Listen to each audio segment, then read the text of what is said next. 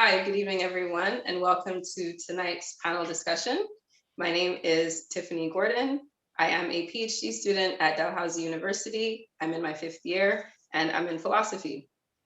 My area of research is social and political thought, feminist philosophy, and philosophy of race.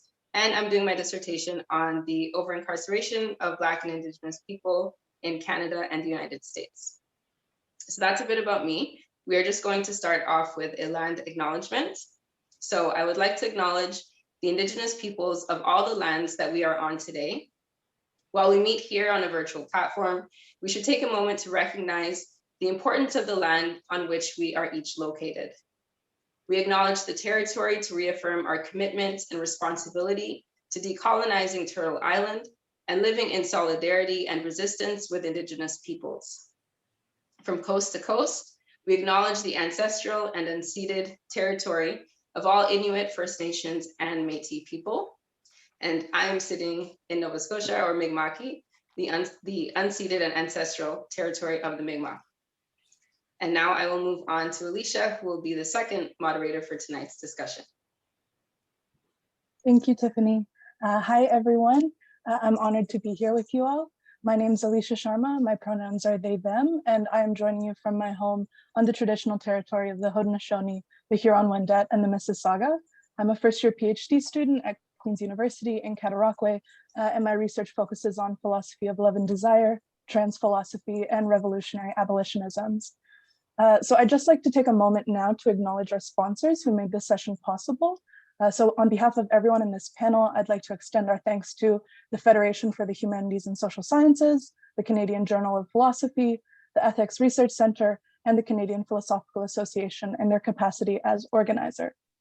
So before we really get into it, we'd like to invite Dr. Jenna Woodrow to introduce herself, lead us in 215 seconds of silence to remember and honor the 215 children from the Kamloops Residential School, and to read a short poem.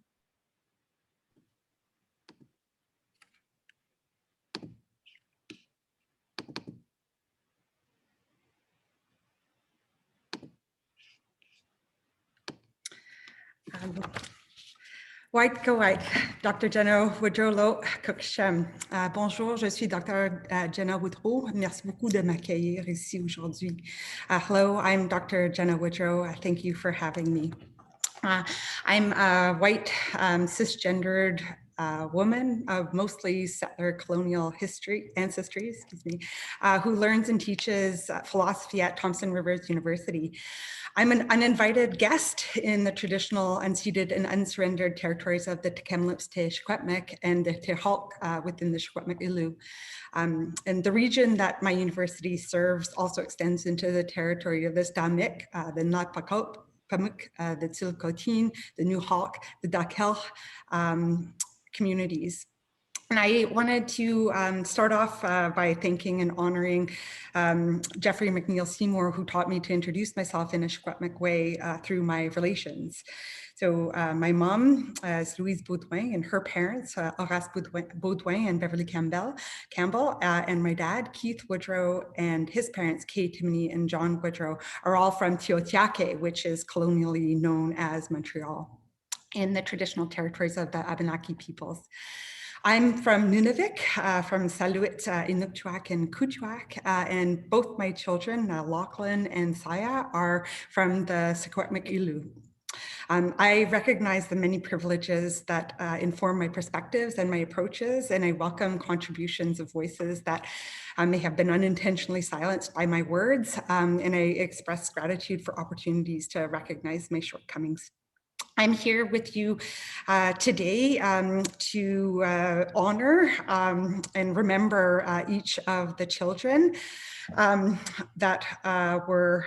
whose bodies were discovered. And on May 27th, the Kamloops te Secwepemc Kukpi, which is Chief Roseanne Casimir, confirmed the unthinkable loss that was, and I use her words, a knowing in the community that they were able to verify. The remains of 215 missing children were found at the site of the former Kamloops Indian Residential School.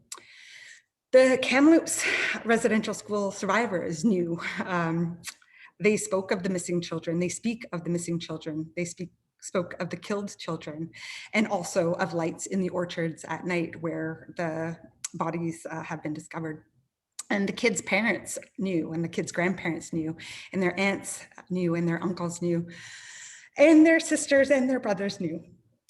So please let us together extend our knowing to theirs and honor and remember each of these children, each of these loved ones, some as young as 3 years old, with a second of silence each. Je vous prie de prendre 215 secondes de silence, une seconde pour chaque enfant, certains parmi eux ayant que 3 ans. Merci.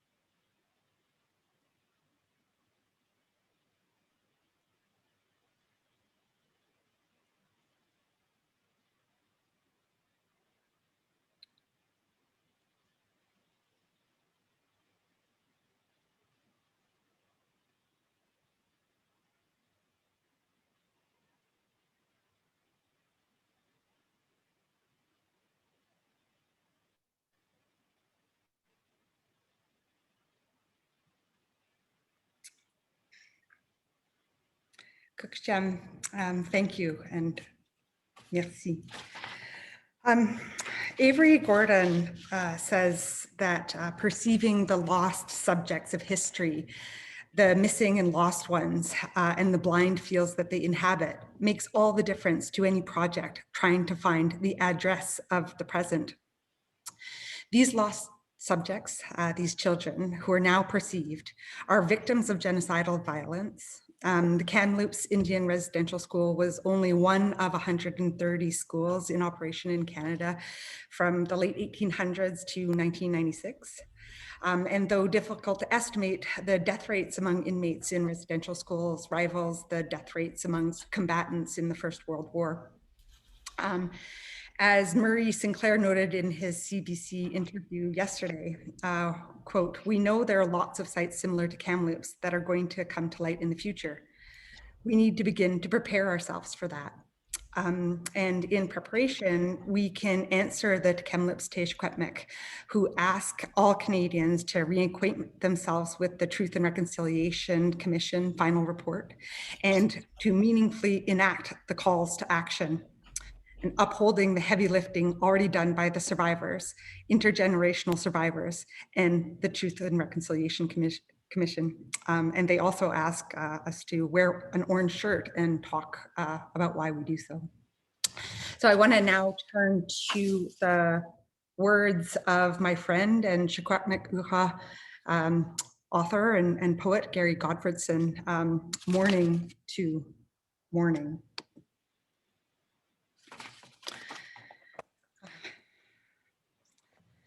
They will forget your name by morning. Search out lukewarm promises in spring. Pluck wild rose petals in summer.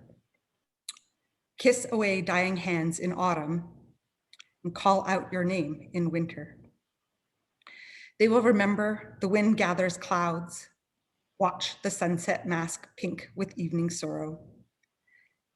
Tell lies to their children and leave on a light at night. Grieve your bones smothered by brown earth.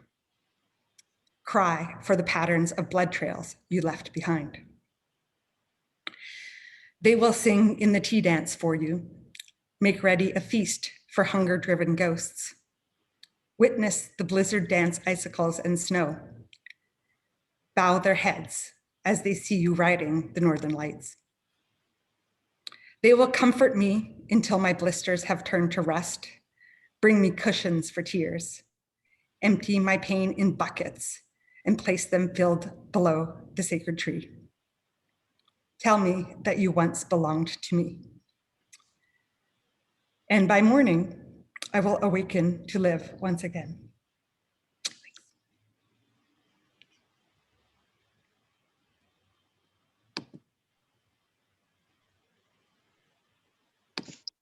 Thank you, Dr. Woodrow, for leading us in that remembrance and for also sharing that beautiful poem. It's fitting that we start off the conversation with the remembrance, and we're thankful and grateful for you for being here and sharing that with us. So I have to kind of switch the conversation a little bit and get back to technical details. I did forget to mention that there is simultaneous interpretation available for the presentation, so you are able to access that. And just a brief statement on the Code of Conduct. In line with the Federation's commitment to respectful, inclusive, and collegial discourse and engagement, we ask that all attendees treat others with respect and abide by the Federation's Code of Conduct during our time together online and on social media before, during, and after the conference itself. And now I'm just going to finish up our technical notes. So please note that the session is being recorded and will be available 72 hours after the session. It'll stay on the CPA platform until June 30th. If you do not wish to be video recorded, please turn your cameras off. And if you're having bandwidth issues, turning your video off could also help with that. Please note that there will be 35 to 45 minutes at the end of the session wherein we invite questions from the audience. We will be using both the chat and the raise hand function to take your questions. Should you so desire, please feel free to post your questions in the chat whenever they strike you, and we'll keep a speakers list. Finally, while the official Congress CPA Networking Lounge closes at 4 p.m. Mountain Time, an alternative space has been set up on Gather for anyone interested to continue the conversation, and there's no login. Users can just input their name and choose an avatar, and a link for that will be shared at the end of the session.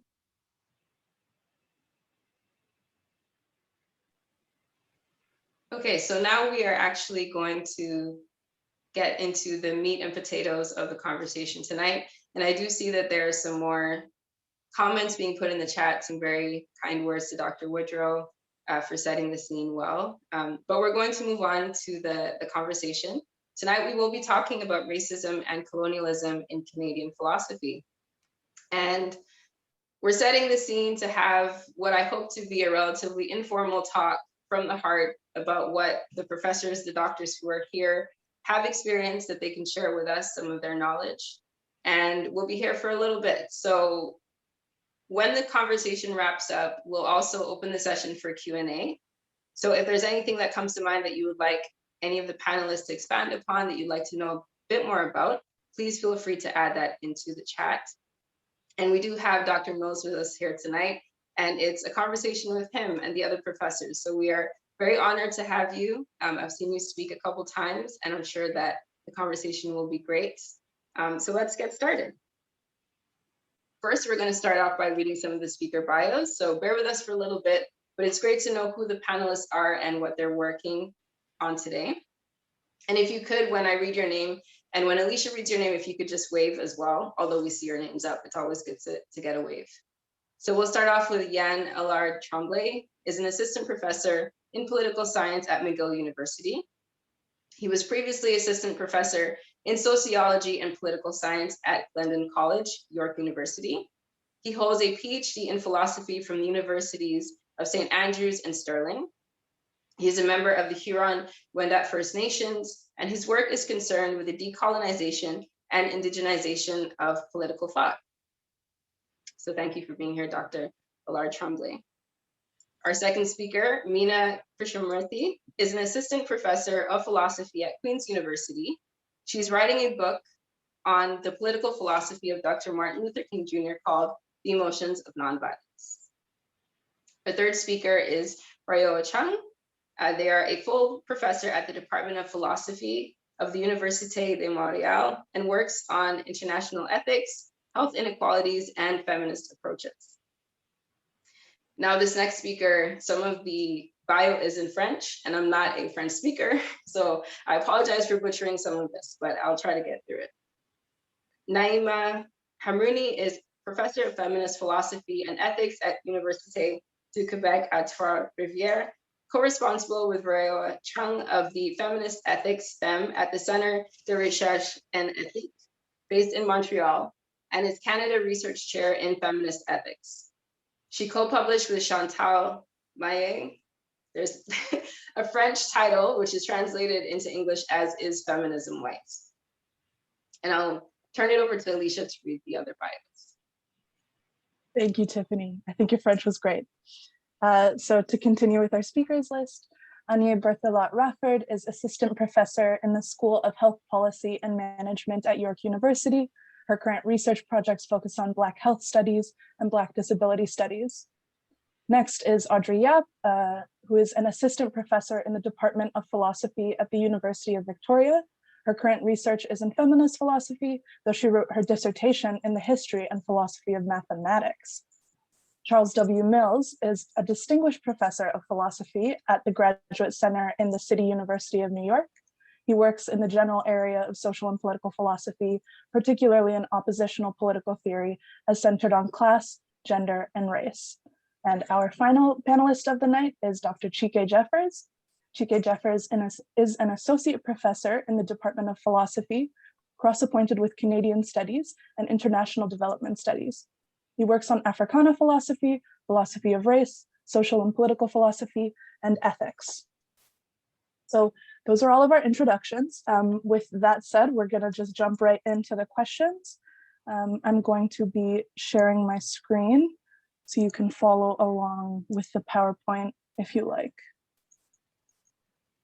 Can I get a thumbs up if people can see it? Awesome, thank you. All right, so to get the ball rolling, Dr. Mills, would you be able to tell us about your experiences as a graduate student in Canada and how they shaped or informed the work you went to do in oppositional political theory as centered on class, gender, and race? Well, first of all, I'd like to take the opportunity to express, how deeply honored I am by having this event framed as a conversation with me. Of course, I left Canada way back in 1987 for a job in the States. So much more a matter of hearing what other people have to say nonetheless, insofar as I'm seen as an interlocutor of some kind, that's great. And I could mention here that at one of the first CPAs I attended, sometime around 1986 or 1988, I looked around and I'm pretty sure I was the only person of color at the entire conference, not just faculty, but in terms of grad students. So, if you sort of, measure the distance between then and now, obviously a very long way still to go, but, you can see that progress is being made. So I'd like to begin with a quote from what is one of my favorite films and many other people's favorite films, Casablanca.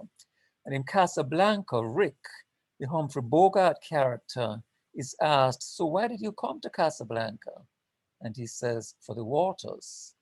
For the waters? We're in the desert. I was misinformed. Now, what is the point of this? What is the relevance of this? The relevance of this is that I came to philosophy in the spirit of looking for treatments of race and colonialism and imperialism from a philosophical point of view. And as with Rick, I was misinformed. So my lack of awareness of this comes in part from being somebody from the third world, from Jamaica, having a very naive conception of what philosophy was. So it's not so much that if I think of my early experience, doing philosophy, not just racialization, given that race is overlaid by ethnicity and nationality as well. When I was doing my master's at the University of Toronto, it's not that I experienced any hostility that I can record, unless it was so traumatic that I've erased it. It was more a matter of recognizing how different this discipline is from what I had thought. Because you see, my undergraduate degree, which I did at the University of the West Indies back home in Jamaica, it's not in philosophy, but in physics. So it's not that I had any sort of preliminary exposure. And it's because of this ignorance that I went to University of Toronto, sort of seeking the waters, the waters of a philosophical treatment of these issues. So as I look back, what I think the alienation was not so much from my peers, my fellow grad students, who were, for the most part, very friendly, and I was sort of invited to this, invited to that. It was the weirdness and alienation of philosophy itself. It was sort of framed by the larger picture that Canada then, and still to a certain extent now, paints of itself. Canada as the good guys, as against those bad guys further south. Canada as a terminus of the Underground Railroad. Canada as a victim of imperialism, American imperialism. Certainly not Canada as an imperial or colonial power in its own right. And the courses to which I had access at the University of Toronto, empiricists, rationalists, Plato, Aristotle, there was just nothing that linked up with what I originally went there to do.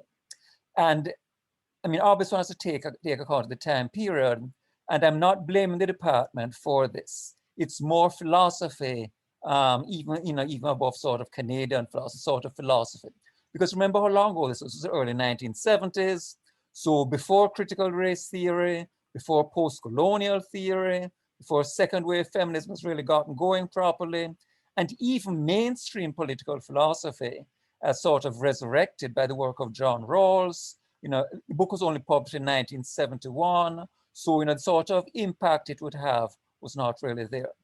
So what I was trying to do, what I was sort of looking for was a framework to talk about oppression in a philosophical point of view, and it just was not there. I mean, there was Marxism, and I did course on Marxism, eventually my dissertation on Marxism, the sort of general theorization of oppression, which would then illuminate race and imperial and colonial oppression, was not there. And you think of how different that is from the situation now, where oppression studies, think of the work of somebody with respectability of Sally Haslanger, MIT, and you're doing this within an Anglo-analytic framework, and this is seen as legitimate philosophy. It was a very different world. So what I'd say is that I'm delighted, guys, to have lived long enough to sort of see the change, but I wouldn't want to sort of put the emphasis on racialization so much as on the racialization of, racialization of me personally, as on the racialization of philosophy, and Canadian philosophy in particular, given the relative smallness of the minority population in Canada as against the United States, and the sort of absence, for example, of a Black Studies program, which we were beginning to get in the US by that time. So what I'd like to sort of say is that a lot of progress has been made. I mean, you guys have been there in Canada, you'll be able to sort of give chapter and verse on, how much has been made and how long we have to go. But in terms of where, I was then, you have to recognize how different a scene it was from every point of view. Race, gender, colonialism, all these issues, they were barely a whisper. Thank you for that answer, Dr. Mills. If anyone else in the panel would like to speak to, or I see Dr. Jeffers has his hand up. Over to you. Thank you. Yeah, I think that one interesting aspect of speaking after Charles here, who was my dissertation supervisor when I my success story, Chike Jeffers. When I got to Northwestern, well, at Northwestern Universities, where Charles was my supervisor. But I thought I would answer the question by looking back to my experience in undergrad at York University as someone from Toronto who was educated at York. I mean, the interesting continuity, even before we get to me later on having Charles as a supervisor, is that during Charles's time at the University of Toronto, he would have overlapped with some people, including another important Black philosopher, Olufemi Taiwo, but also with a philosopher from Spain by the name of Esteve Morera, who went on to teach at York University and who has specialized in research in people like Gramsci. All three of the philosophers just named sort of came out of the Marxist tradition in that way, Charles, Femi, and Esteve. And he also has done work on Vico.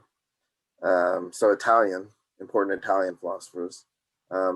But I think even partially by his exposure to the aforementioned fellow grad students, he happened to have a reading interest in African philosophy. And he offered a course in African philosophy at York University.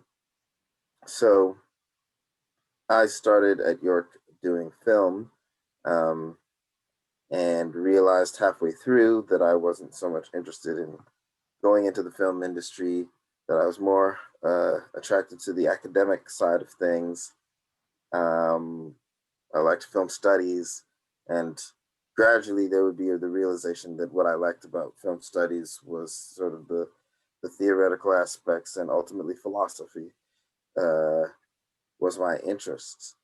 And I had started to do some reading in philosophy outside of the classroom. And I thought it was fun. I thought philosophy seemed fun. And so as I started to switch from film production to film studies as a major, I added philosophy as a minor. And part of what I think is interesting to look back on in terms of how I perceived philosophy at the time is that thinking of studying film studies, I had the idea that maybe that could lead to me being, a film critic. And honestly, at the time when I had started to realize I had this interest in philosophy, it was much more clear to me that being a Black film critic could be a useful contribution to society than being a Black philosopher. You know, I thought, well, yeah, we need more Black film critics and ones who can talk about, you know, race and colonialism in film. And, you know, again, philosophy was like the fun stuff that I was like, yeah, okay, I'd like to have that in my world too. And so two things really made a difference in my third year at York. One was that I came across the book African American Philosophers, 17 Conversations by George Yancey. And so I found that in the bookstore at York randomly. And, you know, I could talk about that as an important case of role modeling, because it is reading those interviews with those professional philosophers that made a huge difference for me. But the other thing was that I took Esteve's course in African philosophy and loved it, right? And so I think there's something symbolic there, looking at Charles's experience with the whiteness of philosophy in the 80s, and me being lucky. You know, I didn't choose York because there was someone there who taught African philosophy, and there was not someone there who specialized in African philosophy, but there was someone there who cared enough to offer that course. And so by the good fortune of me being exposed to it, it helped me to see philosophy as a way that I could contribute to the advancement of my people, to the fight against the legacies of racism and colonialism. And so it is my hope that we're moving into, you know, another era where it doesn't take being particularly lucky the way I was, but rather that it will be the norm that students are exposed to these kinds of ideas when they study philosophy at the post-secondary level. Thank you for that answer. I also really hope that becomes the norm, because it wasn't even for me very recently. Would anyone else on the panel like to speak to this question?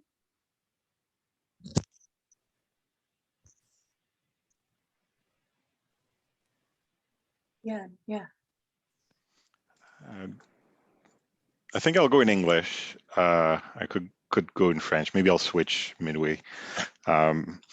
So my experience is, like, I'll bring it on colonialism, and it's extremely related. And I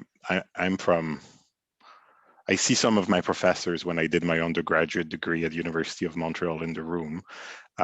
So I'm not that old. And from my experience, it's the same thing. The questions of colonialism were not present. I did an undergraduate degree in political science and philosophy, and I don't recall settler colonialism being an analytical tool that we would be using to understand Canada or Quebec. I remember reading about colonialism in Quebec, but that wasn't about Indigenous peoples. That was about the Québécois and their economic oppression. So Indigenous people were erased, which is one of the dynamics of settler colonialism. So when we think of Indigenous political thought or Indigenous political philosophies in that context, it can't even be conceived, right? So you engage with philosophy and it doesn't come up as an expectation for you that this is something you should be studying there. So unlike Charles, I didn't go in philosophy for the waters. It's later on, and I will have a question on that later, but it's later on that I realized that this was something missing. And so I think that things might have definitely changed today, and we'll have other questions about that. But I think from my recent experience as being introduced to political philosophy, well, it remained a very colonial discipline where Indigenous people were erased. And it's even the simple, I use one paragraph from one of if I can say Charles, from one of Charles' papers, where he talks about how racism is basically baked in the philosophies of Hume, of Kant, of Mill. And I use that in my classes today. I cannot teach John Locke. I cannot teach these philosophers without also bringing this in. But in many places today, it's probably still taught without bringing in this perspective that you cannot separate these philosophies from their racist and colonial aspects. Thank you so much for that answer, Dr. Allard-Tremblay. Yes, Dr. Chung, over to you. Right. Shall we try the translation, the simultaneous translation from French to English or English to French? Great. So I'll go ahead and maybe I will switch back to French because that's what we speak in Montreal, Franglish. So first of all, first of all, I'll say it in English. I want to say how tremendously honored I am to be part of this tribute to Charles Mills. I had the privilege to meet him a couple of years ago before the pandemic, of course, when we invited him to Montreal to give a talk. And it was for me, reading Charles Mills, it was kind of an epiphany, I have to say. I read him very late in my intellectual path in my career. And I just wanted to, again, thank him for the tremendous impact he had on my more recent work in the last years. I'll switch now to French and hoping that the simultaneous translation will work well. And I'll slow down in French as well. Alors, donc, encore une fois, je voudrais simplement peut-être relater un peu mon parcours intellectuel à travers une trajectoire politique. Pas trop parler comme tel d'incidents ou d'expériences personnelles, mais plutôt vraiment dans un contexte sociopolitique, comment on en est venu, dans mon cas, mais aussi, je crois, peut-être une certaine génération de philosophes, peut-être un peu plus jeunes que la mienne, mais comment nous en sommes venus, en fait, à découvrir toute cette littérature, notamment au Québec, par le biais du travail de Charles Mills, et aussi des philosophes, des féministes, des Black féministes en particulier, et éventuellement, on aura peut-être l'occasion d'entendre ma collègue Agnès Berthelot-Raffard parler de ce sujet-là. Mais donc, je dois dire que j'ai toujours été politisée, c'est la raison pour laquelle je me suis intéressée à la philosophie politique, mais essentiellement pour m'intéresser à des théories de justice globale et les inégalités de santé. Et j'ai été élevée dans le paradigme rawlsien et en fait, même dans le paradigme kantien, c'était vraiment la filiation Kant, Rawls, Global Justice, que Charles Mills critique de façon extrêmement percutante également dans un de ses plus récents travaux. Et donc, c'est avec cette méthodologie que je travaillais en philosophie politique. Et donc, éventuellement, après la commission Bouchard-Taylor sur les accommodements raisonnables qui a secoué le Québec autour des années 2007, alors que j'étais en train d'élever un jeune garçon et que j'étais à cette époque-là un peu détachée des débats publics au Québec. Après cela, il y a eu la grève étudiante, ce qu'on appelle the Maple Spring, le printemps érable. C'était un grand mouvement étudiant contre la hausse des frais de scolarité et beaucoup de professeurs ont été mobilisés pour réfléchir sur les questions de justice distributive, de justice sociale, éducation supérieure. Et donc, ça a préparé le terrain aussi à une sorte de mobilisation qui a bien pris au moment du débat sur la charte des valeurs aux années 2013, quand le Parti québécois, qui était au gouvernement à cette époque-là, a donc proposé une interdiction donc des signes religieux en fonction publique. Et évidemment, ça a eu pour effet de stigmatiser une minorité en particulier, et en particulier les femmes voilées de la communauté musulmane, en plus dans le contexte évidemment post-9/11 qui exacerbait une forme de stigmatisation terrible envers les communautés musulmanes. Et à ce moment-là, il y a eu une mobilisation quand même assez importante au sein de la communauté universitaire et également au sein de la société civile et également au sein des mouvements féministes au Québec, qui a connu vraiment une crise profonde.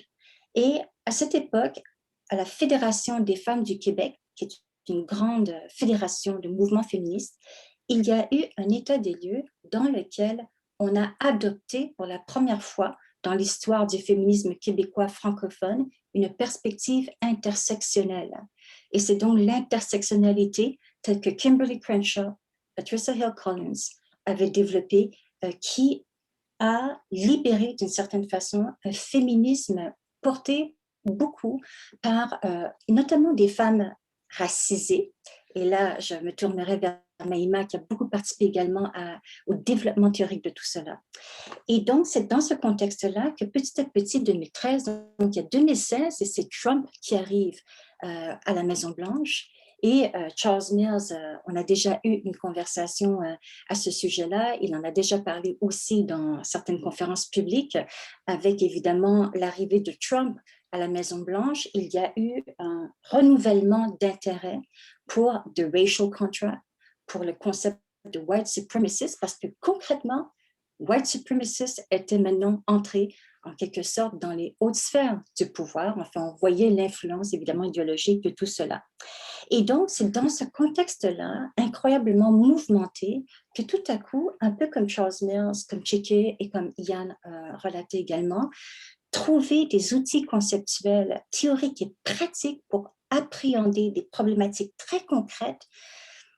Il a fallu se tourner vers une autre littérature que je ne connaissais pas. Et pour moi, ça a été la découverte à la fois de Kimberly Crenshaw, Patricia Hill Collins, mais Iris Marion Young et Charles Mills. Mais dans le contexte du débat théorie idéale, non idéale, le premier article de Charles Mills que j'ai lu, c'était Ideal Theory as Ideology, et pouf, c'était l'épiphanie. Et ensuite, évidemment, The Racial Contract. Et je voudrais simplement donc terminer en saluant ici dans le public, nous avons le traducteur français qui prépare la traduction française de The Racial Contract pour la maison d'édition Mémoire d'Encrier. Et la traduction sera faite par Webster, qui est là dans le public. Je ne sais pas si, enfin, donc Webster, je ne voudrais pas le gêner, mais donc, qui est un Québécois noir, un historien, un intellectuel public, un artiste de grande envergure, qui est donc en train de préparer la traduction française de The Racial Contract. Et je voulais simplement aussi souligner le fait que donc, il faut décoloniser dans toutes les langues. Et c'est très intéressant aussi de voir comment, dans ce contexte-là, c'est l'œuvre de Charles Mills qui, d'une certaine façon, je pense, va vraiment ouvrir aussi des grandes portes. Et Naïma et moi avons donc le plaisir extrême de pouvoir être les premières lectrices des traductions de Webster, que je salue encore une fois pour cette entreprise absolument courageuse et absolument nécessaire. Merci. Thank you for that extremely comprehensive answer, Dr. Chung. So now perhaps we can move on to our next question, and Tiffany will read that for us once I share it. Yes, thanks, Alisha. So our next question is, what made you decide to work on social and political thoughts? And I have a few folks who I'm just going to call on to get some of your thoughts, and then we'll open it up to other people if you would like to share. We'd love to hear. So we'll start off with Dr. Berthelot-Raffard, and I'm sorry, if you could confirm with me how to pronounce your last name, that would be great. But what are your thoughts in response to this question? No, it's okay, very much, the matter of pronunciation. I will switch in French. It will be better like this. I would like to express how I am. It's an honor, a total honor to meet you all and to meet Dr. Mills today. So what is the reason why I choose to work in social and political thought? Je vais switcher en français. En fait, d'abord, avant de commencer, je dois dire que, bon, je suis une personne racialisée, évidemment, là, c'est tout à fait clair. si je parle trop vite, que la personne me fasse signe. Je suis une personne racialisée qui a grandi en France, qui n'a pas grandi au Canada, et qui a grandi dans un contexte où il était tout à fait inimaginable de faire des études en philosophie en étant une personne noire. Bon. Alors, ce qui a amené à ce que je m'intéresse à la philosophie, c'est le fait tout simplement déjà de comprendre que c'était possible. Et ça a été tout à fait clair quand j'ai découvert la pensée d'Angela Davis, tout à fait par incidence, par un livre qui se trouvait dans la bibliothèque d'un membre de ma famille. J'ai vu philosophe. Et j'avais 17 ans et j'ai dit c'est possible, je peux le faire moi aussi. Alors, qu'est-ce qui a apporté ça, en fait? Pourquoi je me suis dirigée vraiment vers la philosophie politique? D'abord parce que je considère et je considérais et je considère toujours qu'en tant que philosophe, on doit avoir une posture publique, une posture d'intellectuel public qui réfléchit à des questions appliquées. Donc, c'est vraiment cet objectif, en fait, de penser le monde, d'essayer d'identifier les enjeux sous-jacents, mais aussi de proposer des choses qui vont permettre de changer le monde, de le transformer à certains égards, en tout cas déjà en essayant d'avoir une approche beaucoup plus appliquée. Alors, j'ai travaillé essentiellement par le passé sur des questions qui touchaient la philosophie politique de l'éducation, notamment l'éducation à la citoyenneté, sur des questions qui touchaient l'aménagement de la diversité dans le contexte français. Donc, ma première recherche, et je suis venue à la philosophie de la race en travaillant sur la question de la discrimination positive dans le contexte du modèle républicain français, parce que la discrimination positive, c'est une idée aux yeux d'un Européen francophone, c'est une idée très américaine. Et en réalité, bon, quand on regarde la façon dont est construit le républicanisme français, ben, il est construit sur une idée justement de discrimination positive, d'action positive, puisqu'il y a un substrat en fait d'égalité entre les individus. Et évidemment, je suis venue ensuite aux éthiques du care et de la vulnérabilité et des théories critiques du handicap via ma thèse qui portait sur la reconnaissance des aidants informels. Et puis ensuite, bon, j'ai travaillé sur des questions plus d'économie globalisée du care. Mais aujourd'hui, ce qui m'amène à faire de la philosophie politique et de continuer, bah, c'est en le mariant en fait avec des enjeux appliqués au lien entre le racisme et la santé, notamment pour mieux comprendre l'impact du racisme sur la santé, mais aussi l'impact du racisme médical, et de comprendre les interconnexions existantes entre les institutions. Donc, je pense que ça, c'est un élément, parce qu'actuellement, je travaille sur le racisme en milieu académique et l'impact de ce racisme en milieu académique sur la santé mentale des étudiants racialisés, plus particulièrement des étudiants noirs canadiens. Donc, je mène une recherche. Donc, là, il y a vraiment cette idée d'articuler. Je pense que l'avantage de la philosophie politique, c'est qu'elle nous permet d'aller chercher une articulation entre le théorique et le pratique, entre le fondamental et je crois que c'est très important quand on veut toucher des enjeux comme ceux de la philosophie de la race.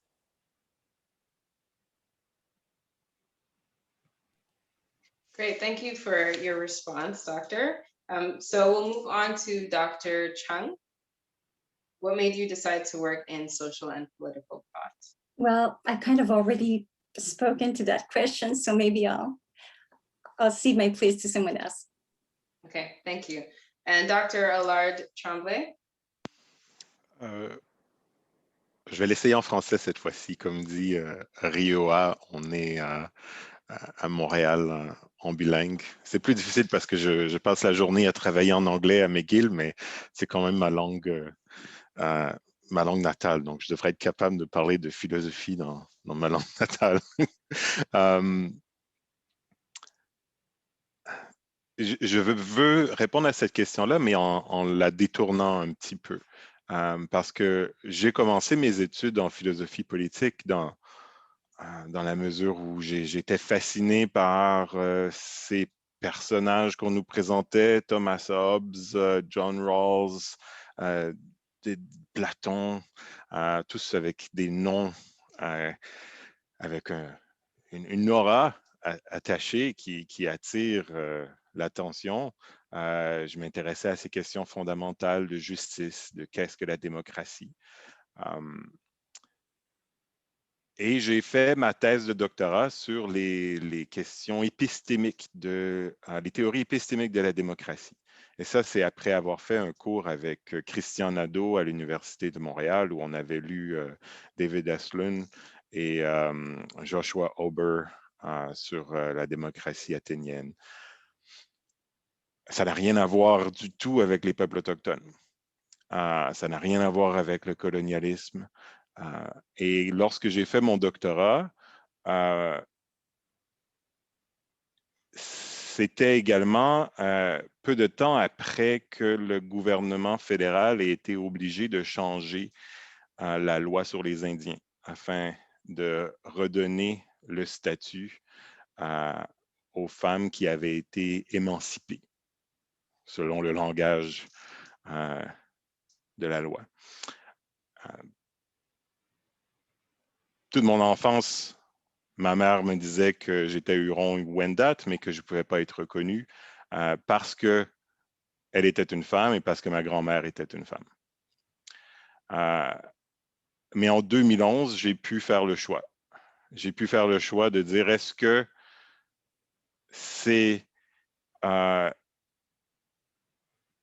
je demande le statut parce que ma communauté n'a pas de différence entre le membership et le statut. Donc, si on veut être membre de la communauté, il faut avoir le statut. Ça va de pair. Et oui, j'ai demandé à rejoindre ma communauté et à faire le travail qui vient avec, à prendre les responsabilités, parce que ça demande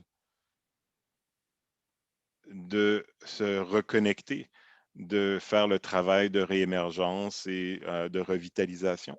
Et ça demande aussi, pour moi, d'adresser cette dissonance entre ce que mon travail était et les responsabilités que j'avais acceptées. Je ne pouvais plus travailler sur des questions de philosophie politique où les peuples autochtones n'avaient pas de place. Et donc, dès la conclusion de ma thèse, je commence à amener les questions là, de pluralisme légal. Et au courant des 10 dernières années, j'ai complètement redirigé mes travaux pour, en fait, dans ma perspective, c'est me mettre au service de l'autodétermination des peuples autochtones, de recentrer les savoirs autochtones, de chercher à décoloniser les aspects de la pensée politique qui permettent cette invisibilisation et cette ignorance des savoirs autochtones. Donc voilà, c'est en quelque sorte la manière dont je veux répondre à votre question. C'est pas tant comment je suis venu à la philosophie politique, mais davantage pourquoi je travaille aujourd'hui sur ces questions.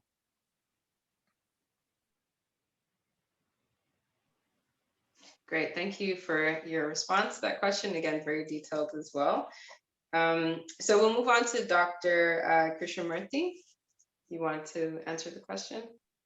Sure. First, I want to say thanks to everybody. It's been great to hear people's comments and great to see so many faces. So I was thinking maybe an answer in a way to both of the first two questions. And I was sort of thinking that for me, philosophy is a lot like autobiography. I think different moments in my work represent different issues that I'm kind of grappling with in my own life. And I was also thinking about, this idea that there's lots of exclusion of people of color for many of us in our undergraduate careers, but there's also the important moments where they come up. And Chike talked about his positive experiences. And for me as an undergraduate student who was interested primarily in moral and political philosophy, really the first time I really ever saw India, so my parents are from India, and they migrated here in the late 70s. I ever saw India mentioned in a philosophy classroom, like an ethics class, was of course the piece by Peter Singer, Famine, Affluence, Morality, which everyone knows. And I mean, this is important because for me, I thought, okay, this is an issue I've actually really thought a lot about. I think as a kid who traveled to India a lot and did see, poverty as it existed in the country at the time, really it was an issue that I thought a lot about. And it was the first time I saw this issue that I was really grappling with represented. But of course, it also struck me as utterly bizarre at the time to think, oh, like, you know, helping these people who are starving is just a matter of humanitarian aid. What happened to colonialism, right? Like, for anyone who knows anything about the history of the Indian subcontinent, you know, that's obviously what you're thinking about when you're thinking about the cause of poverty, endemic poverty, systemic poverty in India. So I think, you know, that was actually in many ways where that piece kind of set my agenda. Like, I knew in that second year of my philosophy class what I was going to work on, and I did. When I went on to do my PhD at Cornell, I did write a dissertation on our duties to aid the global poor that was focused on more of an interactionist account and looking at sort of neo-colonial relationships within the IMF and the World Bank and thinking about how unjust those structures were. So I think for me, like, you know, that one moment of my career when my work took this important, I think an important trajectory towards global justice, was thinking about Singer's argument and what was wrong with it. But, you know, it is interesting to think that the only moment in some ways of my undergraduate career where India came up, it came up in this particular way. And I think that communicates a lot to students. So I think as we're thinking about pedagogical questions, which will come later, you know, even the ways that we include, how do we include people of color? And for marginalized backgrounds, how do we talk about them? Because that in itself makes a big impact on students. And for many, I imagine that turns students off from philosophy. If the only time you ever see your people represented is as victims, for example, rather than as ancient and civilized people who had their own philosophy, right? So, you know, that's something that kind of sticks out to me from my undergraduate career. Thanks. Thank you. So are there any other thoughts on this question before we move on? I don't see, I'm on my phone, so if you see me doing this, it's not because I'm answering text messages. Dr. Yap has their hand up. Okay, Dr. Yap, yes, thanks. Thanks for that. And I think I actually just wanted to follow up on what Meena was just saying. I guess as another person from an ancient and civilized culture that, like, I don't know, maybe had some philosophy. I guess it depends on who you ask, whether Chinese philosophy counts as philosophy. I actually just wanted to toss something in because I think maybe unlike some of the other folks on the panel, only started working on social philosophy later in my career, like after tenure. Partly because, and so I started working in, started working in history and philosophy of math, mostly because I was, well, I mean, for lots of reasons, but I think mostly because if I was actually teaching logic, then all of the students who were very inclined to challenge my authority on everything could just be proved wrong. So that turned out to be an extremely useful thing. But I think one of the things that struck me, I think after making this sort of turn, was that I think I had never realized throughout my earlier philosophical study, like while I was a student, I don't think I'd ever realized what Meena just said, that your actual lived experience as a human in the world with relationships to other humans could ever be relevant to what you were doing in philosophy. And I think it took me an embarrassingly long time to, I think, learn that as a philosopher. But I think there's actually just something about the methods of philosophy and the ways that we teach philosophy that discourages people from realizing that that's actually something that might be relevant to their philosophical inquiry. And when I look at the kinds of differences in how many philosophers, of course, you know, not all philosophers, will treat, say, my expertise as someone who has taken some math and being able to talk about, you know, philosophy of math, and my expertise as having, you know, lived in this body for 40 years, like, they respect one of those kinds of knowledge a lot more than they do the other. And I feel like if you're here, you don't really have to guess which one. So I think I just wanted to follow up on Meena's comments with that. Great, thank you, Dr. Yap. And I think there are no more hands up from our panelists, so I will move it on to Alisha for the next question. Thank you. As I go back to my screen share. So the next question is, what has been your experience with racism and colonialism in philosophy? And I think, as Dr. Mills mentioned in his first answer, we can also just think about racialization of philosophy in answer to this question. So we are going to start off with Dr. Berthelot-Raffard. Okay, thanks. I will answer this question by mentioning that I come from two different social locations. En fait, je n'ai pas fait mes études ici au Canada, donc j'ai grandi, comme je le disais tout à l'heure, en France, une société qui est basée sur la classe et qui est vraiment reconnue internationalement pour être une société coloniale, même si elle ne souhaite pas le reconnaître. Et j'ai grandi dans une famille caribéenne, donc j'ai vraiment cette information, disons, des valeurs afrocentriques caribéennes dans lesquelles j'ai grandi.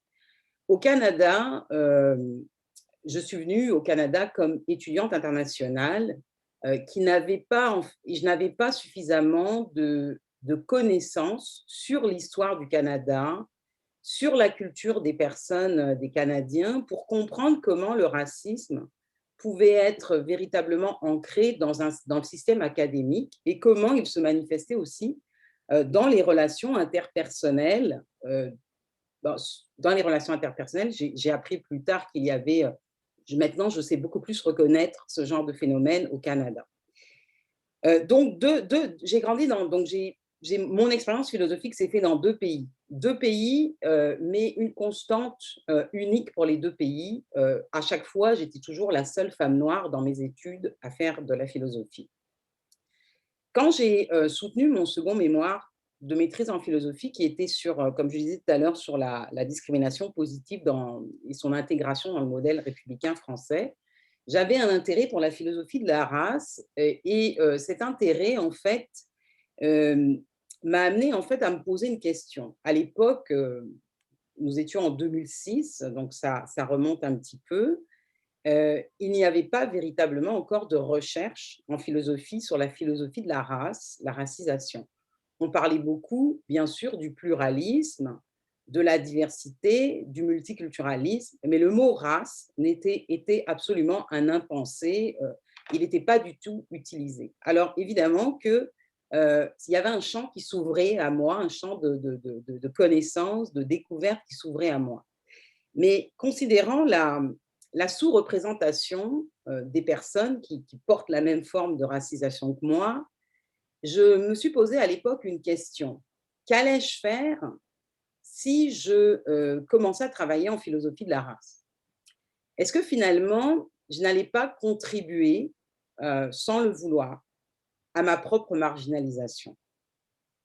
Et donc là, je comprenais que le système n'allait pas me donner une place confortable pour m'asseoir et faire ce que je voulais faire. Et aussi, je me posais la question de savoir si travailler sur la race, alors que je suis racisée, même si cela venait d'une passion, est-ce que ça n'allait pas faire en sorte que est-ce que ce n'était pas une manière aussi une manière inconsciente chez moi peut-être d'intérioriser ce que le système attendait de moi? Et ça, c'est une question que je me suis posée en 2007-2008 quand je suis arrivée au Canada et finalement, j'ai décidé de travailler sur quelque chose de plus mainstream, qui était la reconnaissance sociale des idées informelles. Je dis plus mainstream, mais ça ne l'était pas forcément à l'époque, nécessairement, surtout dans le contexte francophone, où l'éthique du Caire, l'éthique féministe du Caire n'était pas du tout encore traduite. Mais quelques années après ma thèse et puis ce que j'ai fait en postdoc, je suis véritablement revenue à la question raciale par le biais de la pensée féministe noire tout au départ. Pensée féministe noire qui, en 2016 et jusqu'à aujourd'hui, n'était pas dans le curriculum. Alors, c'est sûr que j'ai commencé à m'y intéresser. J'ai créé un cours francophone en études féministes, pas en philosophie, sur la pensée féministe noire. Premier cours francophone et unique cours francophone sur le sujet encore à ce jour. Mais en revenant à la question raciale, la vigueur de la question que je m'étais posée plus de 10 ans en arrière, sur la question de l'assignation, eh bien, je me suis aperçue que oui, cette assignation était là en fait. et qu'on n'y échappait pas.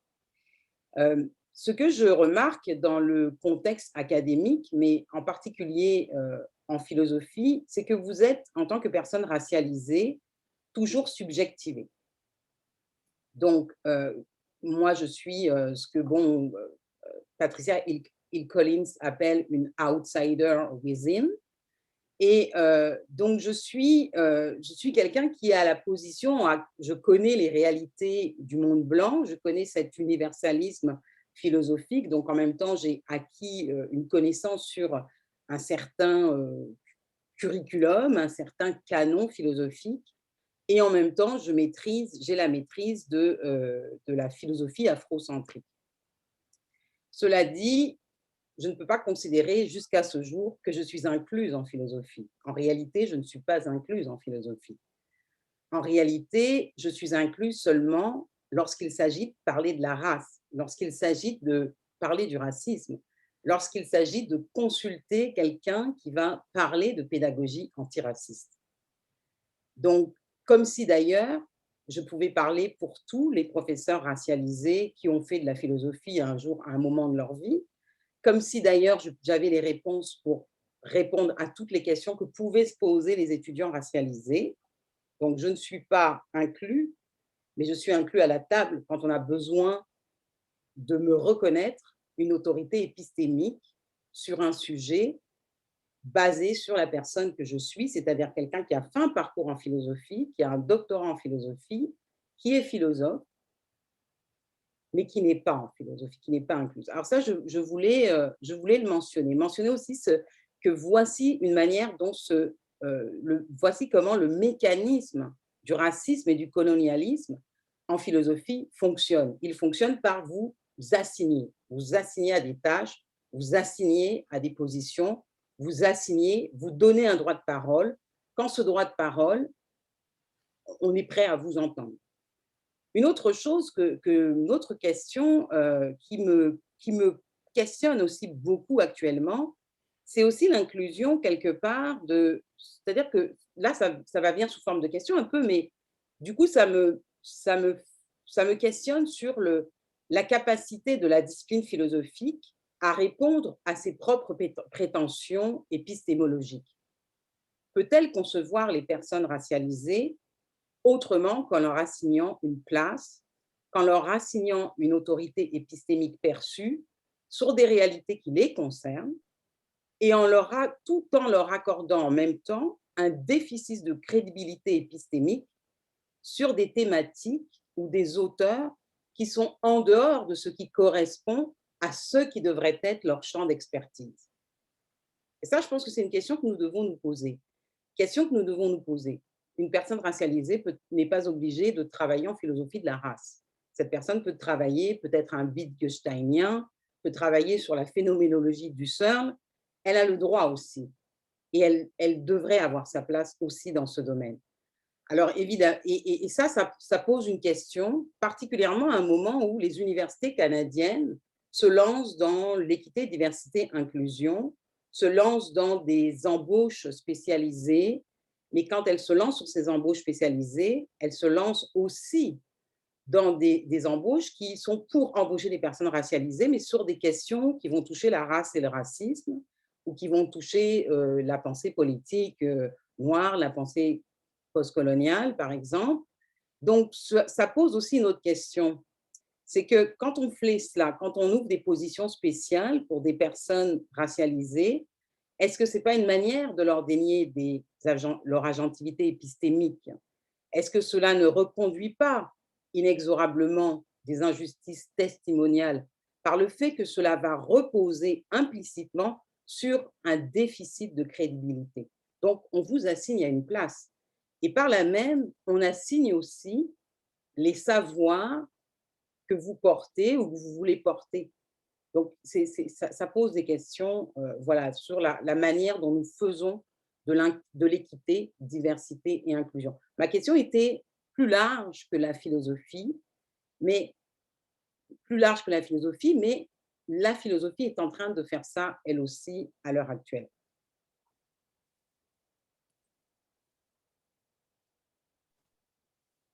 Thank you for that answer, Dr. Berthelot-Raffard. Would anyone else on the panel like to speak to that? I think we have Dr. Hamrouni to respond to that one as well. Not on this question. Okay. But if anybody else would like to, final call. Okay, let's move on. So Tiffany, would you like to read this one out?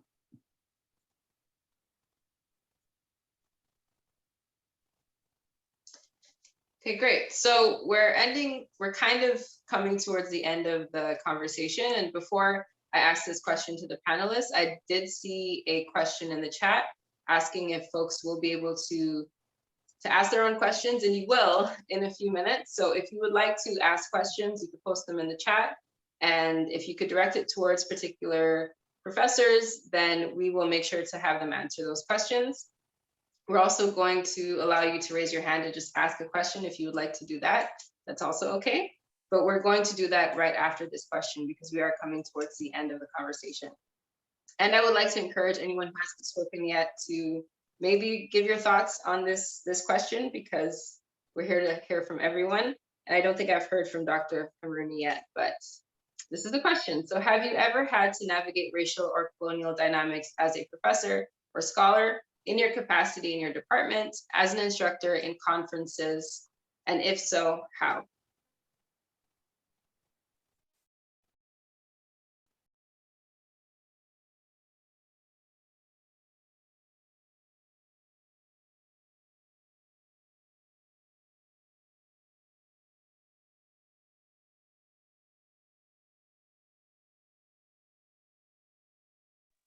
Okay, so we'll start off with Dr. Yap. Thanks. So I guess when I was thinking about this question, I think I was also thinking about how much navigating racialized dynamics has changed over time since I've become, more senior in philosophy. So I mean, I think I have anecdotes that I think almost every, most women, most people of color, women of color, like, et cetera, have had. Like, I think the first Eastern APA I was at, I was mistaken for my PhD supervisor's personal assistant, which was kind of weird, but didn't know what to make of it. But, so now, now I'm kind of old enough and mid-career enough that I'm exactly at the career stage to be on all the diversity committees everywhere. So I've kind of gone from having no authority to, I think, as Agnès was kind of talking about, right? So you have authority on exactly one issue though, right? So you have authority on this particular issue and then you're expected now to solve it. And I think that one of the ways that, kind of racism and colonialism play out is when, I might say just universities in general. So this problem, I don't think, is exclusive to philosophy. Oh, sorry, hi. Yes, he doesn't think it's exclusive to philosophy either. Good, thank you. It wouldn't be a Zoom talk without you. This is Beezy. He also is a good feminist philosopher. So one of the ways in which racism and colonialism plays out is I think a lot of institutions expect that so either you as the kind of magical person of color or Indigenous person are going to solve all the diversity problems, either by just like chairing this committee, or say by ensuring that say the department will think, oh, well, we don't have anybody, we should just hire someone, and then our diversity problems will be solved, our problems with colonialism will be solved because we've now hired an Indigenous person. But of course, right, this is just another iteration of exactly the kind of same racialized and colonial dynamics, because you're just setting that person up to have a hostile environment, to basically not succeed in changing the departmental dynamics single-handedly as though any one person could, right? So they're supposed to do the work, you're supposed to do the work, and nobody else has to give anything up or cede the central place of, whatever their theory of inquiry might be in philosophy, right? Nobody else has to change their behavior or expand what they engage with. You get to solve that for them. And so I think for me, as a kind of mid-career person right now, that's the dynamic that I think I'm most struggling with. It's the idea that it's not just up to the racialized faculty, the Indigenous faculty to solve it all. It's for everyone else as well to realize that there might be places that they have to make space too. Thank you, Dr. Yap. And for this question, we also have Dr. Allard-Tremblay, if you'd like to respond to this one as well.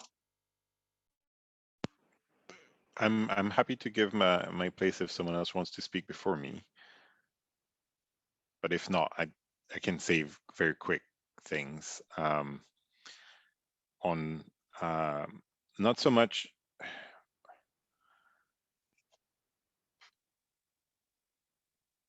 it relates partially to what Agnès was talking about, how the knowledge you carry in the university and in the discipline ends up being seen as a specific type of knowledge. And in the review process, sometimes you have to face these assumptions that what you're working on is not truly part of something that would interest everyone. So often what I've received as comments were things like, well, this will not interest a broad public of political scientists or political philosopher. Or I had comments, for instance, that, oh, you cannot take for granted that the Indian Act is an oppressive law. You've cut out. Is it just for me or? It didn't cut out for me. I think it's just you. Sorry. So I carry on, or do we wait? Yeah, okay. So I basically just that Eurocentrism is still very much present in the sense that what you assume, what is taken for granted that, sorry, I'll reformulate that, but it is taken for granted that anyone who studies political philosophy or works in political philosophy should know what Locke and Hobbes and Mill and John Rawls say. But if you write that the Indian Act is an oppressive piece of legislation, then you're told, no, you need to explain that, and you need more words, when your paper is supposed to only be 8,000 words or 10,000 words. But no, so if you decide to work on these questions, you can't take that for granted. You have to explain to a broad audience of political philosopher that this is an oppressive piece of legislation. Well, I think that's one of the manifestation of these colonial dynamics that we see. And well, I try to resist them. I try to say that, no, in fact, the burden is on political scientists and political philosophers to educate themselves. And I shouldn't be the one going out there and telling them why the Indian Act is so wrong. I think, it's hard when you're not tenured, right? Because you want that paper out, but you have sometimes to make the commitment and say, well, sorry, I'm going to resist that comment and simply say, this is something we should now assume of everyone in the discipline.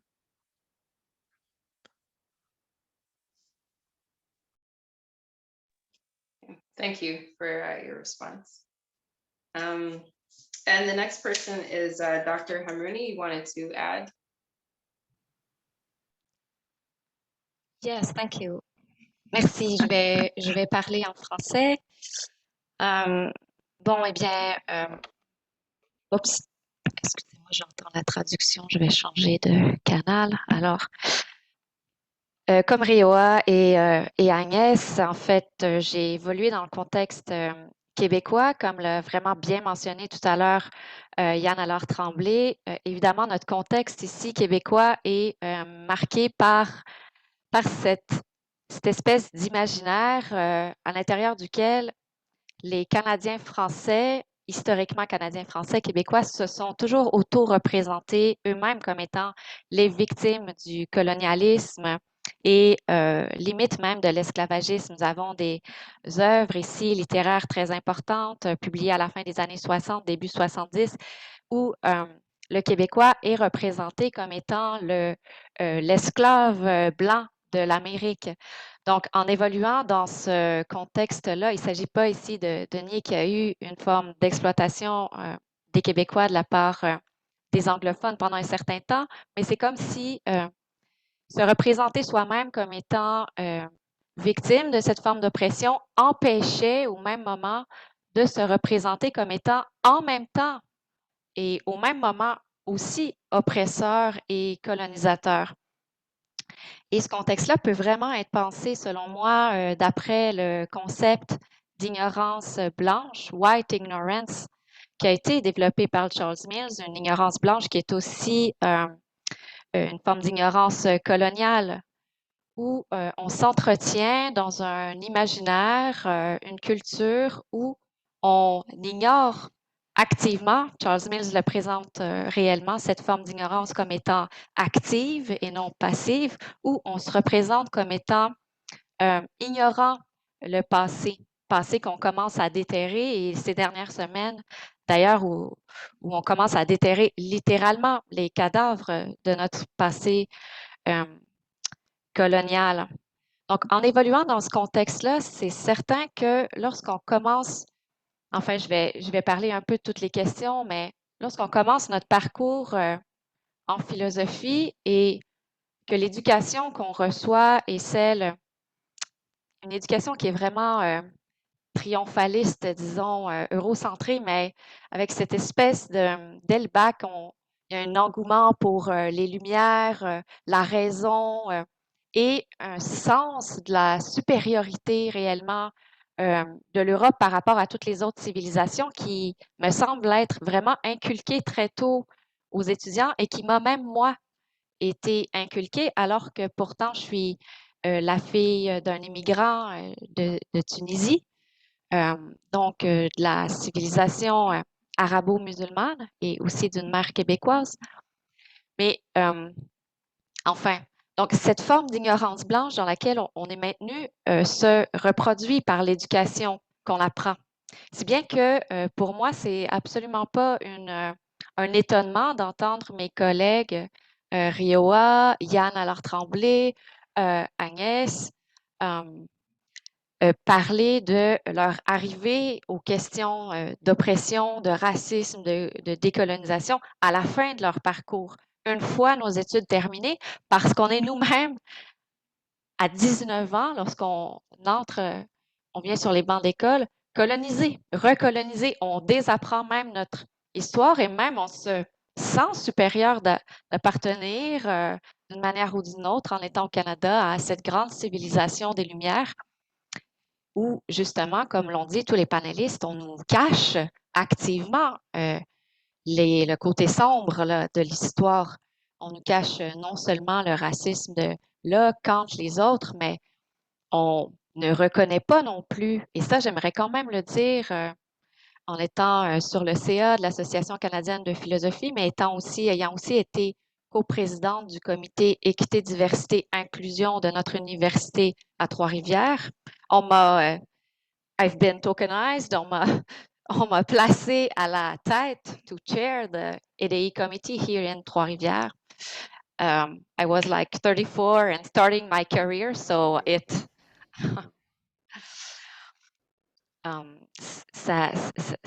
ça m'a fait reculer en même temps parce que ça a été très énergivore.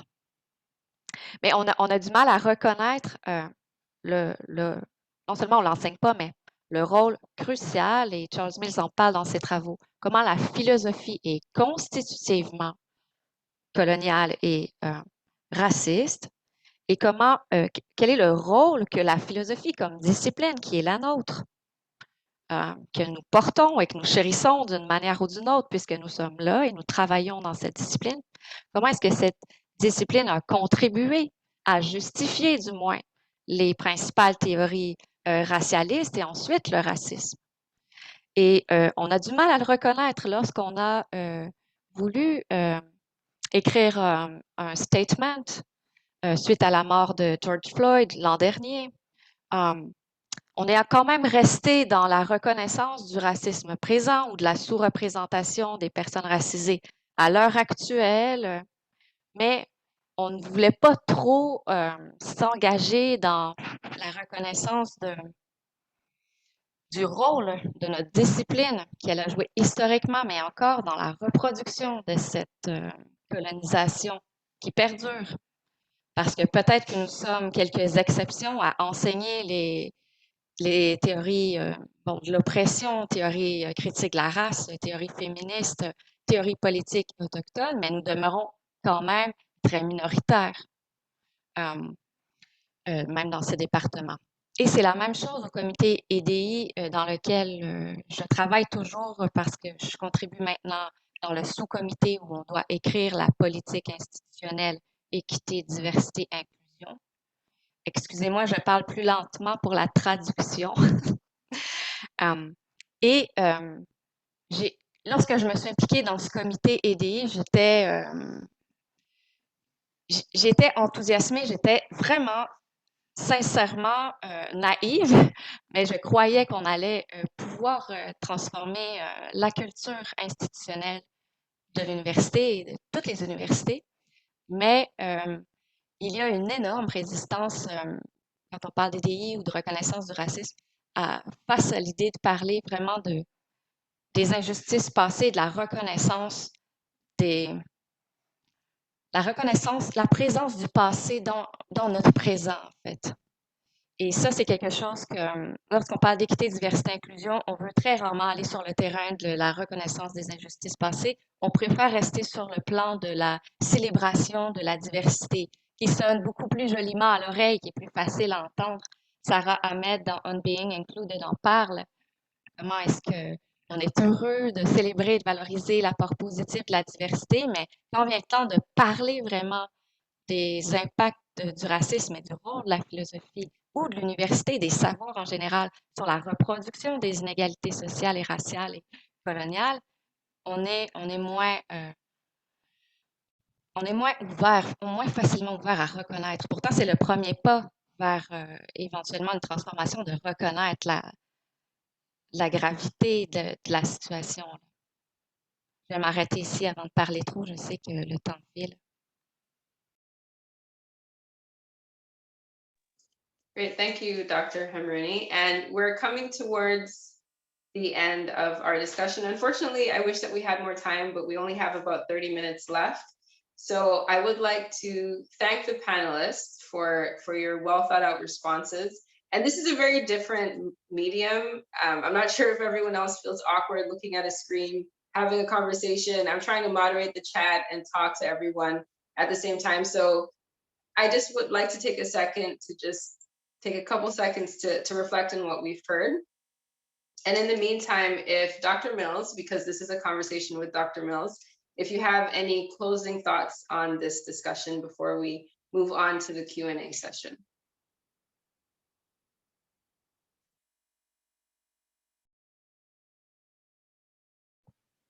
The overwhelmingly positive thing for me is that the conversation has taken place at all. And at a panel that I was looking at the numbers, the bottom of the screen, seems to have attracted a lot of people. So that's great, because, off and on over the years, there were attempts to sort of, raise these issues, like, mini conferences, race and philosophy, and so forth. And there was a certain frustration in that, you had these issues raised, and you're hoping it would lead to some kind of long-term change in the profession in Canada, and it didn't really happen. So I would like to think that the amount of organizational effort that has gone into this panel, the number of people who have attended, and the backing it has received from people in high places, I would like to think it signals some kind of sea change, and that from now on, there's going to be far more self-consciousness about these issues. It won't be just a matter of people saying, well, I attended the panel, I did my duty, I can go home now, what's on TV? But how can I modify my own practice as a professor, in terms of the course I'm teaching, in terms of curriculum reform, to make sure that there's a self-conscious attempt to expand the field to include these issues. So that's my hope. And I'll have to sort of keep in touch with my fellow panelists to find out whether this hope has been realized or not. Thank you, Dr. Mills. And I'll turn it over to Alisha for the closing thoughts. For closing thoughts, we have many an audience question to get to. So the first question that I have from the chat is a specific question from Mirella Tranqui. I'm sorry if I mispronounced that. So it's for Professor Mills. Do you think that Derrida's deconstructionism or existential phenomenology can bring relevant conceptual tools to understand the emergence of resistance in Black consciousness? Well, certainly there have been a lot of people working in both of these areas.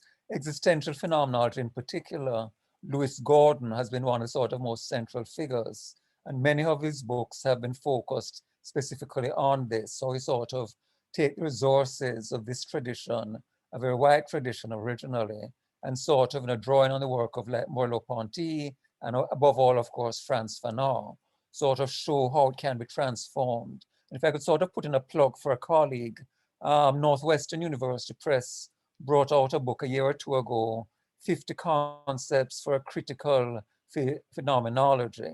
And a critical phenomenology is one that precisely is inspired by the Fanonian approach of recognizing how differently you're related to the world as a person of color, and also, of course, as a woman and various other identities as well. And that mainstream phenomenology, which is sort of claiming to generalize about the relation of the body to the world and experience and so forth, is really drawing on a very limited subsection of human experience. So yes, absolutely. And if you've never read Lewis Gordon or any of this stuff, there's all kinds of interesting material out there for you. Thank you for that answer, Dr. Mills. I have been alerted by two people from the chat that I messed up the order a little bit. I apologize. Your hand is up now, Jean-Jacques Rousseau.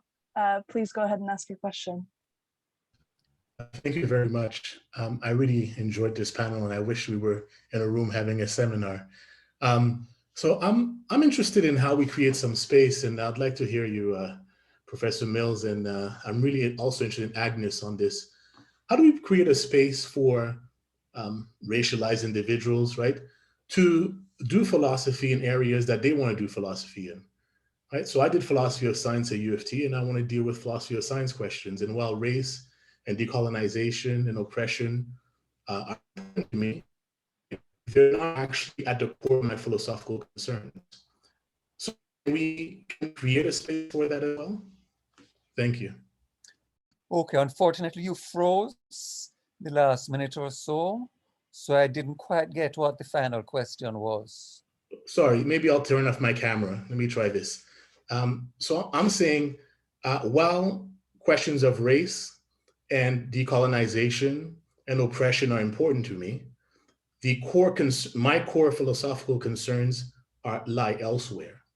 So is it like, how do we create a space to be free to be the philosophers we want to be and to work on the questions we want to work on? Yes, well, absolutely.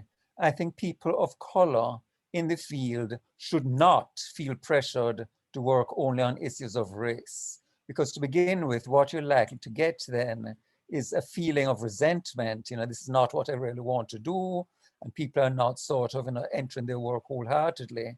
And then in addition, it then means you get a situation where you have people of color bunched up. And I mean, that's already the case, of course. People of color bunched up in a few crucial fields, and it then sort of makes it easier for the white majority to ignore them. Whereas if you have people of color working on race, working on Africana, and a lot of mainstream stuff as well, I think the overall result is positive in that, I mean, I'm speaking bluntly and facing facts here, in that the sense that well, that's all they can do. It'll undermine that. And there some prominent people like in philosophy of language died young, and also sister at Princeton, and they were doing mainstream philosophy of language stuff, and were very well respected in the field. And I think the overall result of this is that there's a respect for Black philosophers, for philosophers of color, and you can then get a situation where, okay, they can actually contribute, so let's see what they have to say on these other areas. So, my advice to you, do not feel pressured. Do not think you have to work on race. You want to work on mainstream philosophy of science, I would say go right ahead.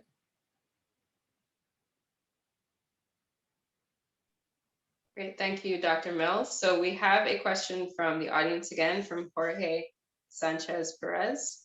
If you'd like to answer your question. Yes, thank you very much, Tiffany. And I love that you pronounce my name properly. Probably because we share offices at one point in life. So yes, because I know and also because you actually take the time to care for people. So thank you, everybody here, for the amazing panel. I know a lot of the people here. If I were there in person, I would probably be hugging people because that's what I do.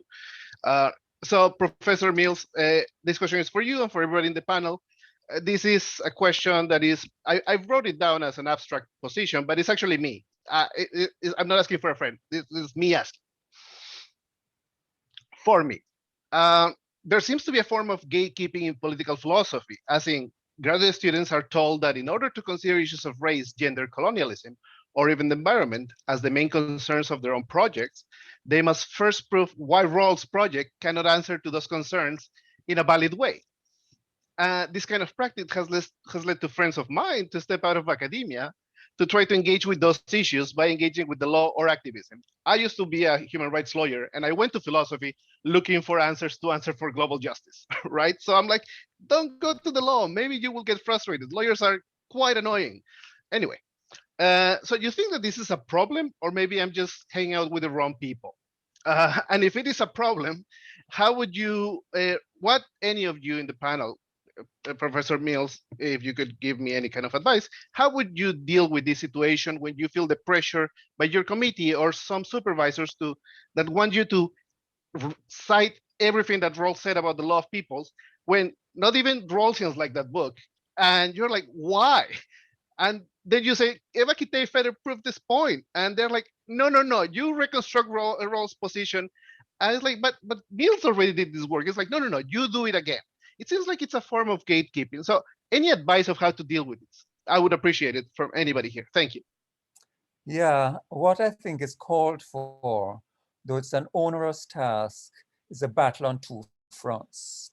One front is engagement with the mainstream folks, and the other front is building up and reconstructing the tradition, often suppressed traditions of people of color, African American, Latinx, indigenous peoples, and so forth. And the reason that two fronts has a virtue is that you critique the mainstream stuff, and then you provide an alternative. You say, okay, look, you think Rawls has all the answers. Well, look, it's clear that he doesn't, but if we take this approach instead, then that can lend itself to developing a more comprehensive, non-exclusionary sense of philosophy.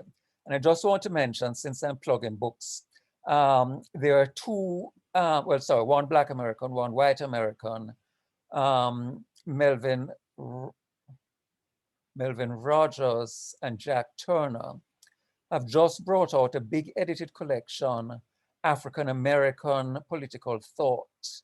And it's a huge book with like 30 chapters, like one chapter per person, largely African American, though some Afro-Caribbean folks as well.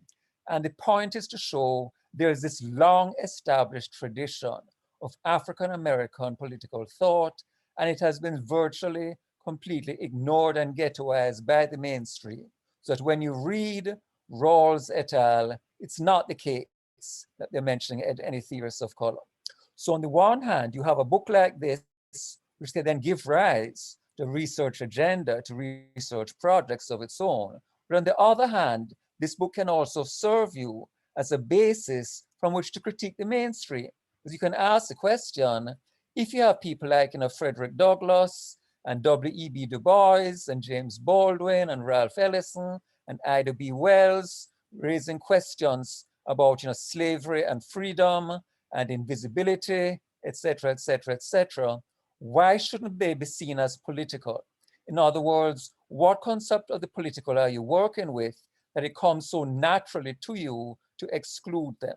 So I think, as I said, two-front policy is what is called for, though it is onerous because you could think, well, I really just want to hang out with the black guys and do the rest of my work on Black or Latinx philosophy. But no, it's important to come back and critique because you need to be able to show the mainstream folks that the theorists that you think of as basically sort of setting the parameters for what counts as legitimate political philosophy are seriously exclusionary in their conceptions and have left out all kinds of stuff. And the reason you don't see it is because you've been socialized so efficiently in the canons of the profession. So your credentialing as somebody getting your PhD is sort of developing a tunnel vision, learning to see things this way, that when you go out and get a job, assume there's still jobs begotten, and then you start training students yourself, this pattern will reproduce itself across the country. So I definitely think a challenge is called for. Build up these suppressed traditions, but also critique the mainstream one.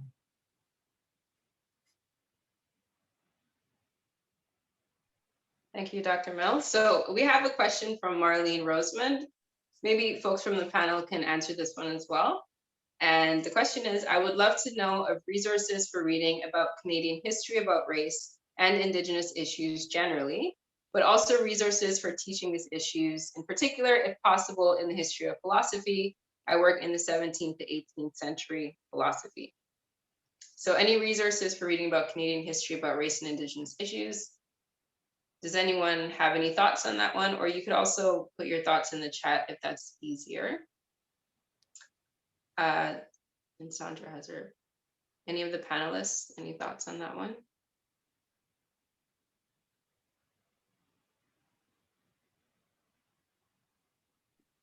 So I'm the person who asked this question. And I'm an immigrant to Canada. I moved here 19 years ago. There's always so much to find about the US and race. And it's all super interesting, but I now live in Canada. So I would love to know more about Canadian history about these issues. I've read some, but are there any websites or anything like that? This is, as many of you know, teaching political philosophy, that there was this issue about Canadian resources versus resources that are focused on the US. So that's a bit of a separate issue, the issue about teaching Canadian political issues from a Canadian perspective for the Canadian context. Either of those two types of issues would really interest me. If there are websites, there's a great website about teaching early modern women philosophers. I don't know whether there are resources of this type at all for the issues I'm interested in. Jenna did already mention something too, but if there are other ideas, I'd love to hear. Thanks, Marlene.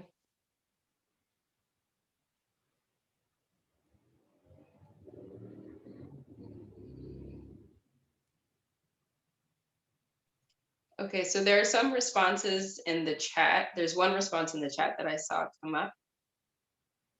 So maybe you could check the chat for some of the responses.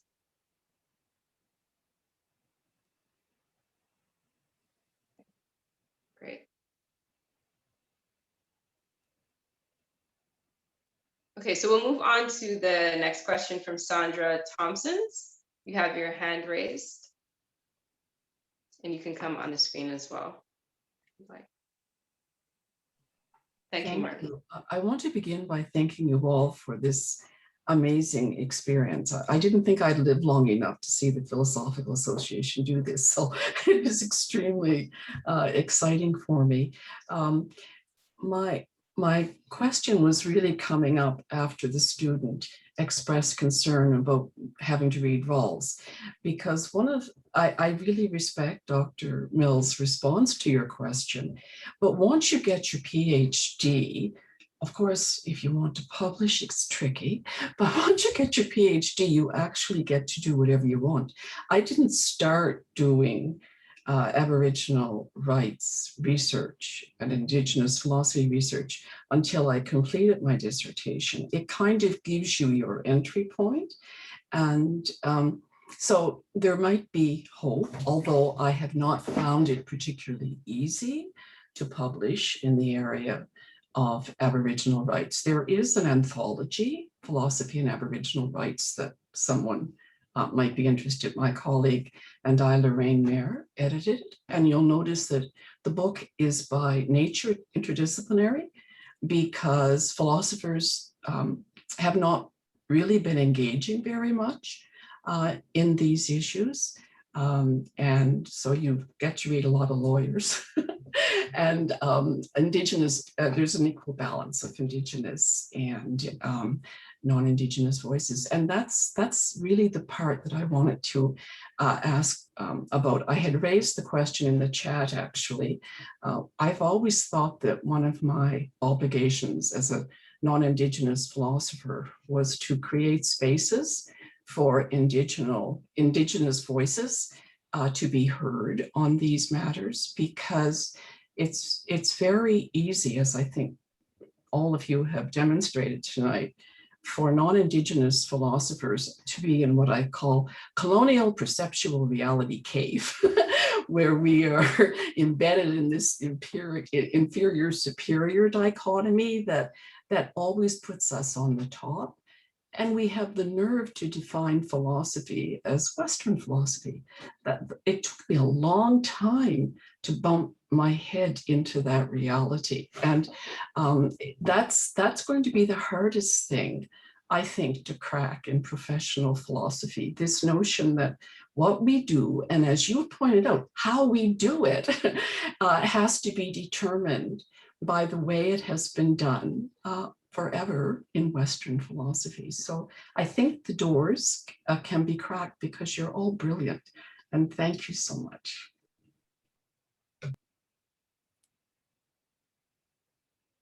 Thank you, Sandra, for your thoughts. And did you have a question that you wanted to have answered in that? I think you had a question in the chat.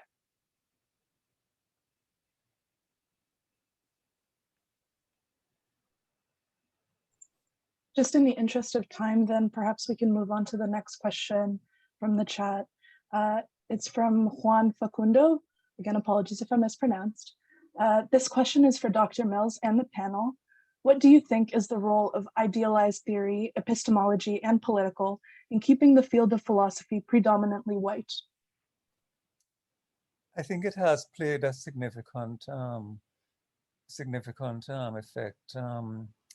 One of my best known essays, Ideal Theory as Ideology, deals specifically with this. And I think the problem is that ideal theory can become, it doesn't have to, but it can become a kind of refuge from dealing with social oppression. And to the answer to the question of, aren't you guys supposed to be doing social justice? You say, yes, we are doing social justice. We're just doing social justice under ideal conditions. And in answer to the question of, but shouldn't you at some stage make the transition to non-ideal conditions? Well, perhaps, but not yet. And in any case, ideal theory can be seen as having a kind of intrinsic value in itself. So you get a kind of aestheticization of the political, which is a bit odd, considering that we think of political philosophy as ultimately dealing with practical matters, how society should be structured and so forth. But yeah, I do think it has definitely had an effect. I mean, I've said this about Rawls literature, that this year is now the 50th anniversary of the book. It's a book written by an American citizen. A huge amount of the secondary literature has been written by American citizens, mostly white. They're citizens of a white settler state. They're citizens of what has been a white supremacist state, and you will not hear a whisper, not the slightest mention, of, will contaminate, their sort of, ideal dealings with the pure theory. So you get a theory of social justice, ostensibly, that is just radically removed from the society. And of course, not just the US, it's the Western colonial states in general. So it's almost something that you think, this is worth studying by cognitive psychologists, how are such evasions possible? What makes it, possible for people in good faith with a clear conscience to say they're doing social justice and never touch ground on the reality of society structured by deep racial injustice as the United States and arguably most of the Western colonial and former colonial powers are.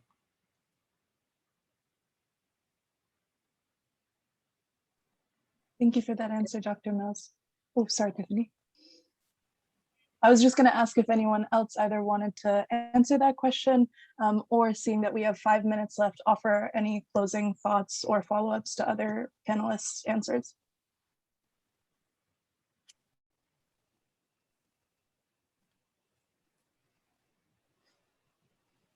Dr. Yap. I will, if that's okay. Because I think that one of the things that puts me, so this actually just puts me in mind of, so Eve Tuck and Wayne Yang's "Decolonization is Not a Metaphor" is a really excellent piece. And I think it just, so Dr. Mill's answer just put me in mind of what they call settler moves to innocence. But I think that what he's kind of put his finger on so well in so much of his work, like in kind of this, like the idea of the racial contract kind of as applied to philosophy is, we often don't stop and think about who philosophy is supposed to be for. And I think that has restricted us in all kinds of ways when we don't step back and think about it, where we've kind of implicitly already agreed and learned about philosophy that's basically made for white settlers for the most part. We just agree that that's what philosophy is. We've kind of got that contract that we somehow bought into when we succeeded, right? So when we, who have actually gotten to this point and become professors, did that, we ended up, just kind of having to play that same kind of game and learn that this is what philosophy is and that this is who it's for. And now I think we're often in the process of unlearning that and of trying to teach our students in some slightly different ways that philosophy doesn't just have to be for white settlers. Philosophy can also be for and by lots of other people.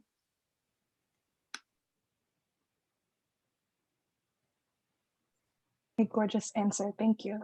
Would anyone else on the, Dr. Krishnamurty, go for it. Yeah, I wanted to build on that thought from Audrey at the question of thinking about who philosophy is for, but also the question of like how we do philosophy. I think like lately I've been thinking in terms of pedagogy about anti-hierarchical modes of teaching, because I think we really love our heroes in philosophy and we do it because we put Rawls and Kant on a pedestal, but we do it with our faculty too, right? Professors, especially those who've published in all the great places, get put on a certain kind of pedestal as well. And I think even the way we do philosophy is so colonial with a hierarchy built into it. So I think like maybe in Canada in particular, as we're thinking about anti-colonial and decolonizing philosophy, I think questions about the method of philosophy and then how we teach also are really important to kind of decolonizing philosophy and breaking down hierarchies and power structures within the classroom and elevating voices of people who are often, the voices of those who are often marginalized. But also this idea that, essential to philosophy is critical thinking. And some of that is challenging hierarchy and not just taking the professor's, perspective as utterly true or, so I think that's something that I've been at least personally really grappling with as I'm trying to think about, decolonizing my own teaching, not just because I think we're very aware of the syllabus. I think all of us are talking about how do we diversify the syllabus? How do I read more so I can diversify what I'm teaching and talking to students about? But That is one part of the problem. The other part is like, look at our actual teaching methods. A lot of them are re-entrenching hierarchy, patriarchy, capitalism. All these things are being built into the university at the administrative level, the curriculum level, all the committees. I mean, everybody knows who's in the system, but a lot of these things are really deeply entrenched in the method and the way we do things. So there's also, if you think about philosophy as a practice, what does it mean then to say that philosophy should be anti-colonial in its practice and anti-racist, et cetera?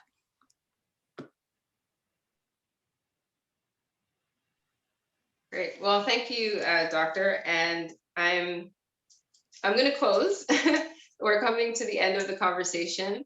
And thank you, everyone, for coming. Thank you to the panelists. Thank you to the people who asked the questions. Thank you to Dr. Mills for being the person facilitating the conversation to a certain extent and being the center. We appreciate the work that you've done and the work that you continue to do in philosophy. Thank you. So just some more rules or some more little notes. So the official Congress CPA Networking Lounge closed at 4 p.m. Mountain Time, but there is an alternative space that's been set up on Gather for anyone who's interested in continuing the conversation. There's no login, you just use your names and then you can choose an avatar. So Alisha should be putting the link in the chat box.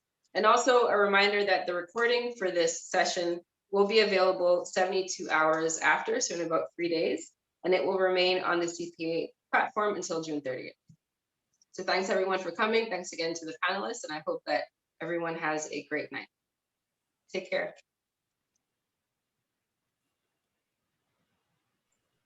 Thanks, folks.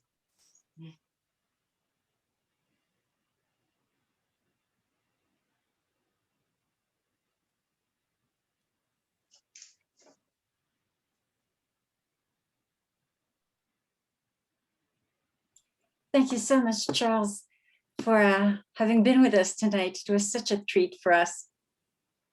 Well, thanks for the invitation, guys. I was so flattered when I saw how it was written up in the program. I thought, wow, I need a hard copy of this for sure. You are in the same time zone than in Montreal, EST. Is it roughly 9 o'clock in your